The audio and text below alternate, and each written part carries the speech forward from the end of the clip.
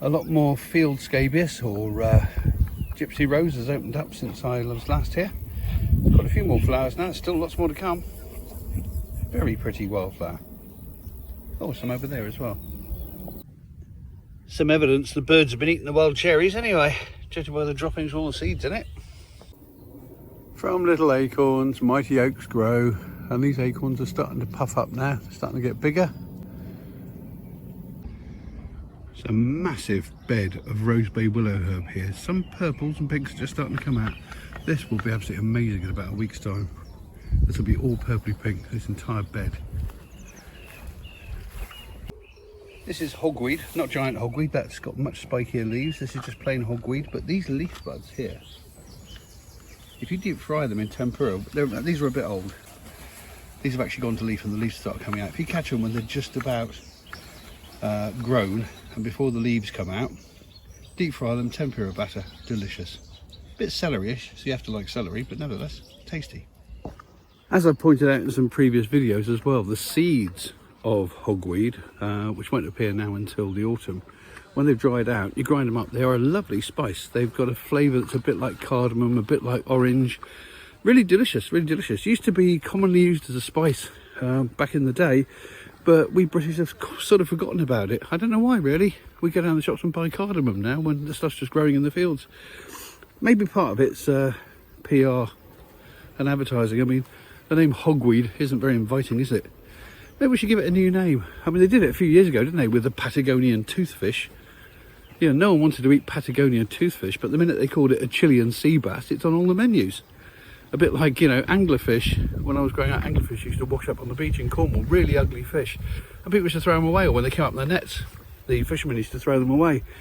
But of course, we discovered now, if you cut the tails off and call it monkfish, you can pay a bloody premium for it. There's a lot in a name.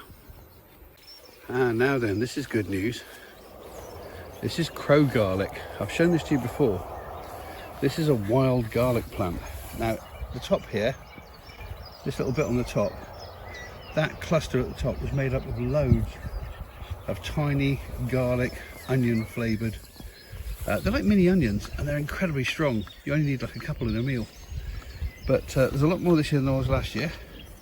Also threw a load out into the fields last year in the hope that maybe more would grow, but I can't see any yet. But I'll definitely be back for them. Some sort of fight going on in there. Judge by all the warning calls and alarm calls. There was a buzzard flying around earlier. We don't get many buzzards around here because the red kites have kind of pushed them out of the area. But definitely something in there that's upsetting someone.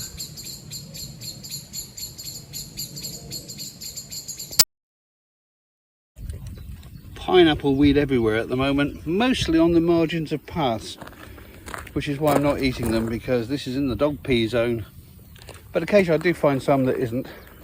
Oh, this is plantain. This is greater plantain, putting up its flowering stalks. These are the leaves that have got the antihistamines in. Great for stings. And these beautiful little roseate flowers are ribwort plantain. Very closely related to the other plantain we were looking at down there. But these have these tall, instead rather than all the seeds being all the way up the stalk, it's just a sort of bobble on the end with a little crown of flowers. Lovely, aren't they?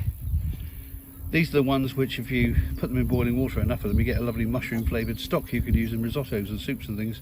They actually do taste of mushrooms. Once the flowers have gone over, you chew one. It's not a very pleasant texture in the mouth, but they do taste of mushrooms. A few marbled white butterflies here now. It's nice to see, isn't it? There's one over there. There's one racing around here. Beautiful little butterfly. I wish I knew more about grasses, because there's so many different types over here. I mean, I'm just running a video now over a little compilation of clips that I took just today, and you can see just how many different types there are. I mean, there's some that look like mini bulrushes, there's some that are quite frothy and almost reddish, the others are a bit like corn, there's some that are very tall, some that are very short. So many different types of grass. I really should make an effort to learn them. I really should. Maybe that's something to do later on this year. I've got enough on my plate at the moment. The Colgan pack, as it is at the moment. It's been 4 months now, and I have to say Freya and Chico have settled in very well. Good morning to you all. Yet again, it's about 6:30, 6:45 in the morning. Harris is dawdling behind us as always, and we're out on one of these strange days again where this time in the morning there's a little bit of light drizzle, like it's just spitting with rain, but it's still already 22 degrees and it's got up to about 30 today. So this is the only time I can take the dogs out, unless I go out at sort of 9 o'clock tonight.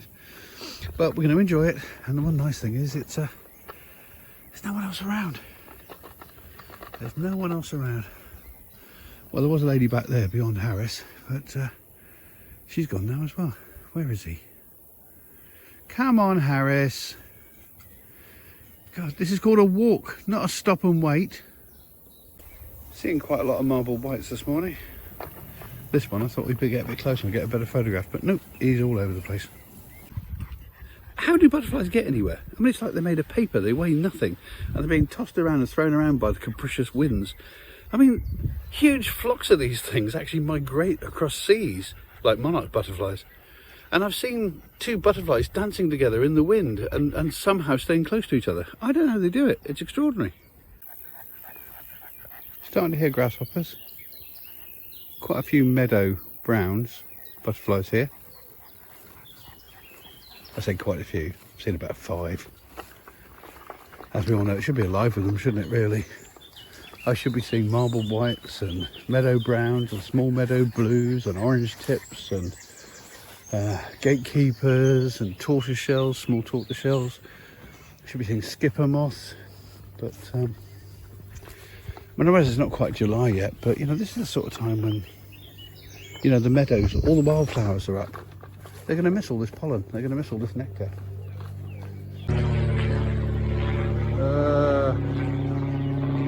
Bloody things. Listen to that bird song. That's what I want to hear. Not aircraft.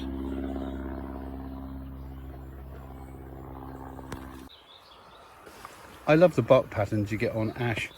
Looks like camouflage, doesn't it? Like winter camouflage. It's all actually the action of lichens. If you zoom in really close, you can see the individual little lichens and things growing on there. But it's just beautiful, isn't it? Some good news I read yesterday, which is prompted by me walking through this grove of ash trees, is that ash dieback, this dreadful fungal disease that came across from the Far East and is killing all our native ash trees, it was predicted to kill pretty much 50% of the UK population of ash trees.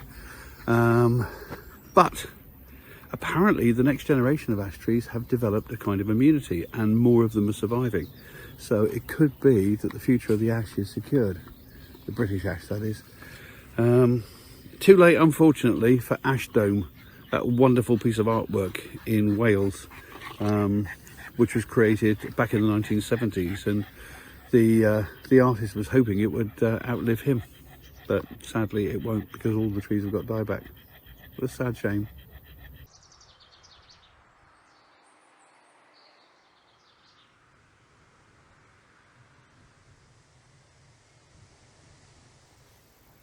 Starting to see the purpley pink of rosebay willow herb everywhere.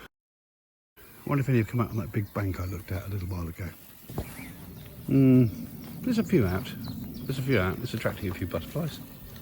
There's meadow brown. Now I'm waiting for all this to be pinky purple. All of this. That'll be grand. And there's so many haws on the hawthorns now. All of these will go bright red in due course. Taste a bit like a sort of slightly flowery apple, I suppose. They are related to apples, but good in jam, and you can make a nice ketchup with them as well.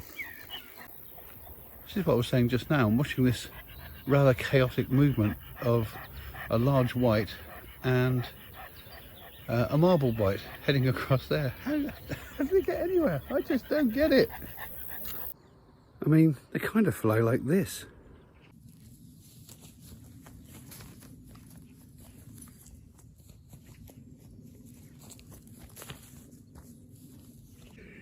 It's just one of nature's mysteries. It's a popular old piece of hogweed here. Hoverflies and little flies all over it. Look at them. Loads of them. Yeah, hogweed is certainly popular with flies. All different types of fly. Little ones, hoverflies, houseflies. Goodness me, there's a green bottle down there. Look at them all. Amazing. They love it. The whole ecosystem around the hogweed. Update. Hello, Chico. Yes, art update. There's a couple of new ones in the offing. There's this one, a dolmen with a floating cap. Very early stages yet. And there's this one, which is going to be the first one I've done that's got human figures in it. This is going to be like a sort of culty bunch of people dancing around something that looks a bit like the Rudston monolith, which, if you don't know, is the tallest monolith in the UK. It's in a graveyard in Yorkshire. So keep watching this channel and there'll be more soon. But in the meantime, toodle pip.